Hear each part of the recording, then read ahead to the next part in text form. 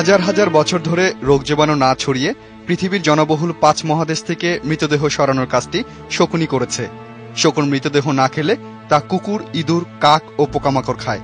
কিন্তু মৃতদেহের রোগ জীবাণু শকুনের পেটে যেমন পুরোপুরি ধ্বংস হয়, ইঁদুর কুকুরদের বেলায় তা হয় না।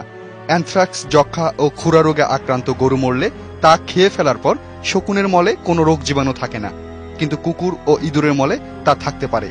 শকুনের পরিপাক যন্ত্রটি মৃতদেহের প্যাথোজেন ধ্বংস করার জন্য যত কার্যকরী, আর কোনো প্রাণীর ভিতর তা নেই।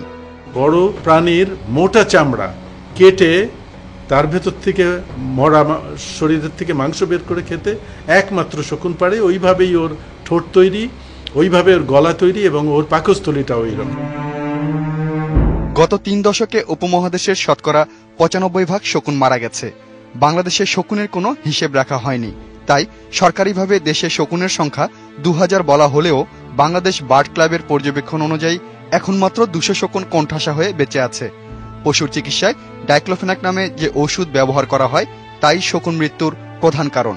কেউই জানতো না যে এই শকুন বিপন্ন হওয়ার পেছনে প্রধান কারণটা কি। এর প্রধান কারণটা কিন্তু গবাদি পশুর একটা ওষুধ, ব্যথানাশক ওষুধ, যার নাম ডাইক্লোফেনাক। এই ডাইক্লোফেনাক দিয়ে গবাদি পশুকে যখন চিকিৎসা করা হয়, এই ডাইক্লোফেনাকটা মাংসের ভেতর থেকে যায়। এরপর ওই গরু বা ছাগলটা যখন মারা যায়, এর মাংস খেয়ে শকুন মারা যায়। বিশ্ব শকুন সচেতনতা দিবসে তাই ডাইক্লোফেনাক বন্ধের কথা জোরালোভাবেই উঠে এসেছিল এটিএন নিউজের সংবাদে।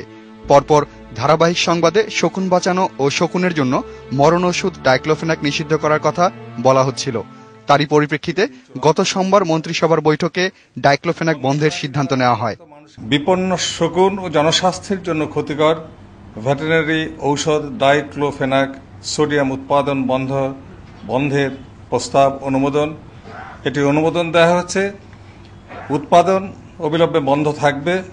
এছাড়া আগামী 6 মাসের মধ্যে বাজারে বিদ্যমান ডাইক্লোফেনাক সোডিয়াম বিক্রি শেষ করার নির্দেশ দেয় মন্ত্রিসভা।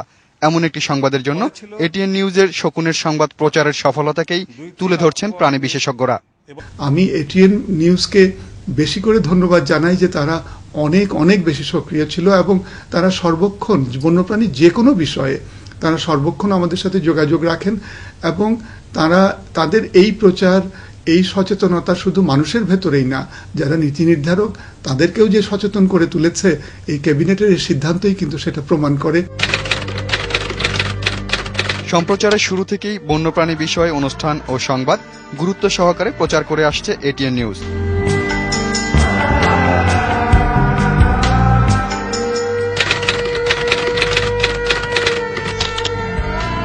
এই সাফল্য আগামী দিনেও বন ও বন্যপ্রাণী সংক্রান্ত সকল সংবাদে এটিএন নিউজের দায়বোধ আরো বাড়িয়ে দিল।